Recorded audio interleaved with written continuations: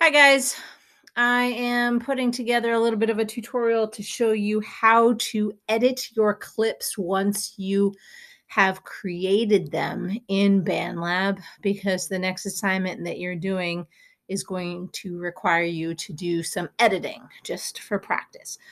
So what I have here to start is just I dragged in a bunch of loops. The things that I'm going to show you can be done with loops or an instrument track or using the voice mic recorder.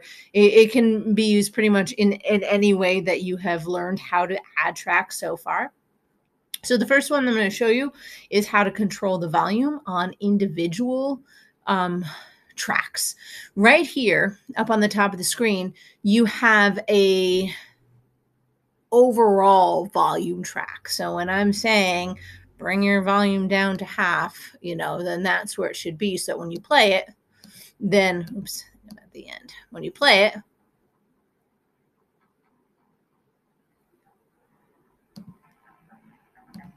this just is controlling what you hear collectively. The way that you control individual track volumes is right here. So is right here. So these are all set to be equal from the beginning. So what you can do is say like, well, in the beginning, I want to hear this first track a little bit louder than the second track. So what you can do is either turn this one up or turn this one down, or a combination of both.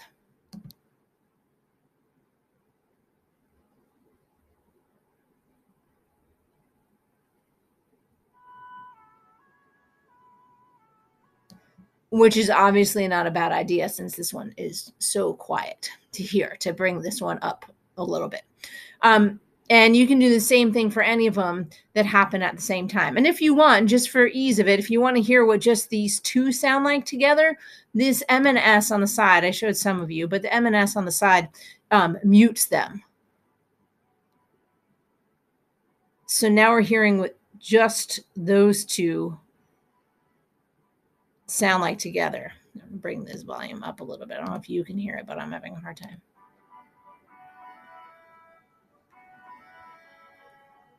And then if you want to hear a track on its own, then you hit the S.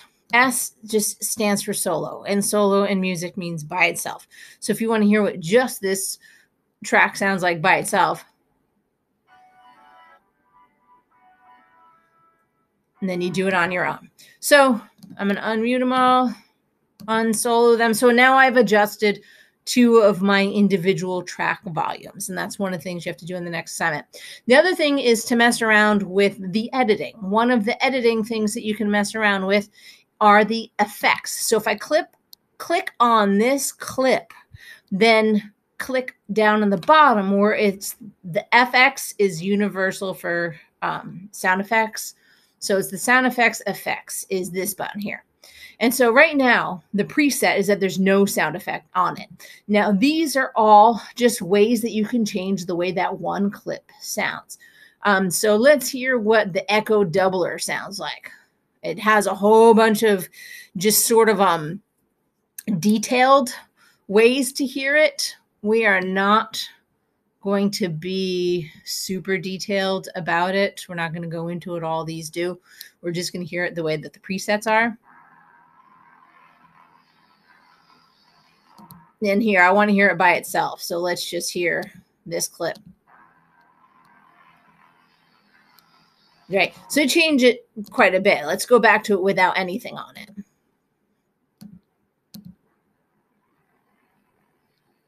Adding the echo definitely enhances it quite a bit. So let's keep that in there. And you can see that the echo effect doubler is for the entire track. And it shows it down here that it is now for the entire track. You can't just do one or the other. If you wanted one of them to have the echo doubler on it and not the other one, then you would have to create a new track with this on it like so, and just pull it down here.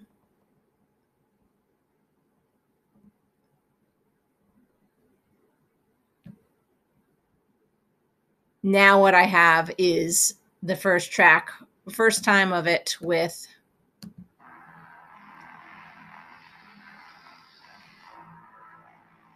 and that's with the echo doubler on it. And now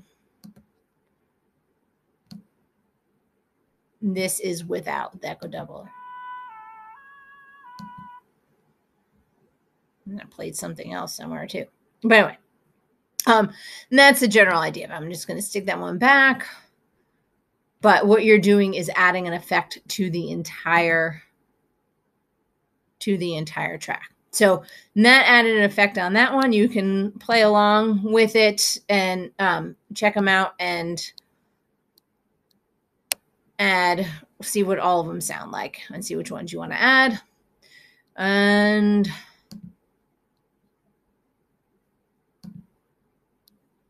moving on, we've got now, let's see what it sounds like together because I might want to adjust that volume. Right. So now it's made it hard to hear this because that echo doubler is pretty loud. So I actually, for this, probably want to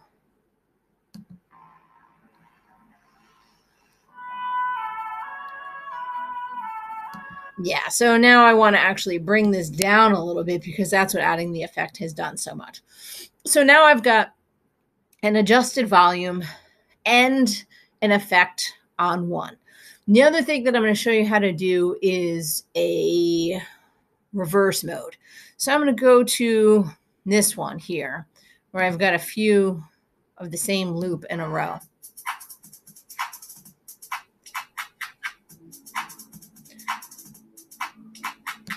And I'm going to solo this one so I can hear it.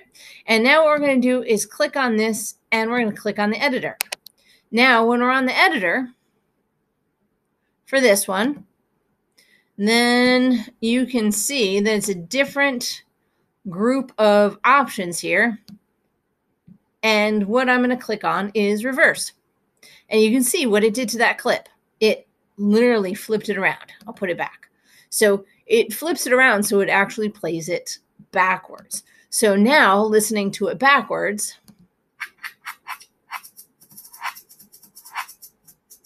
and one thing that I like to do, I think is a cool effect, is having one forwards, have a bunch of the same clip, then one backwards, then one forwards, then one backwards, then this last one forward. So obviously with this reverse effect, you can do it for individual clips. So let's hear what this sounds like doing one forwards, one backwards, one forwards, one backwards.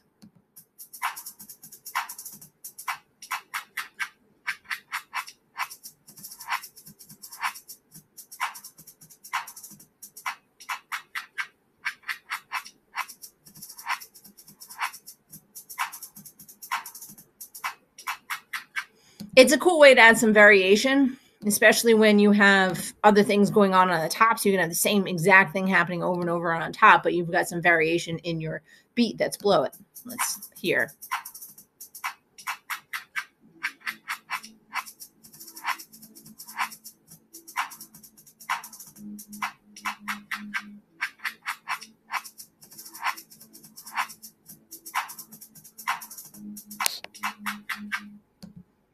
All right, so that is how you do reverse.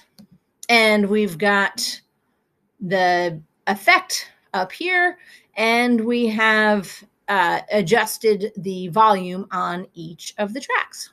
So that is what your next assignment will be, is just to go ahead and create a song and start playing around with all of the different ways that you can edit each individual clip. All right. Email me if you have any questions.